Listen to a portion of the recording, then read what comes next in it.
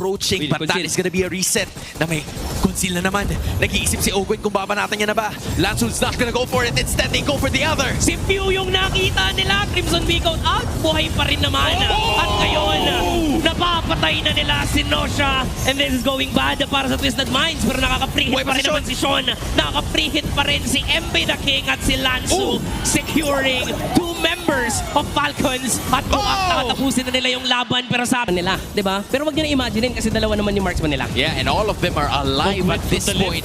50% na lamang bumababa pa unti-unti pero si Lanzo nandun habang sinuzon yung ibang members ng Twisted Minds. Binaburst down yung Lord. Si Ogwen hindi naaabot pa.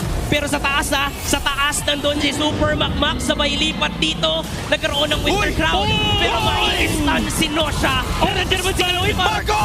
i-save yung kakampi niya. Kaso lang hindi enough. Imo naman gustong dumipensa. Gustong ipaghigante yung mga kaibigan. Plays if they want to, but more risks are actually happening for Team Falcons. Embra King ang nakita dito, pinahalit splash, nakabi si Kaloy, naka-set up pero may purify naman ni Super Marco pero magkakabul pa rin ang Twisted Minds. At sa kabila! Dalawang laban ang nangyayari at mukhang may immortality lang na magpapop He joins the party! pero wala na naman yung double marksman dito ng Twisted Minds and this is going good para sa Team Falcons. Mukhang ito ang simula sa pagtatapos ng lose streak.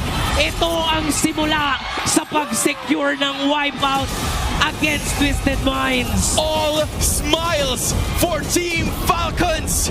The drought is over. Ang Falcons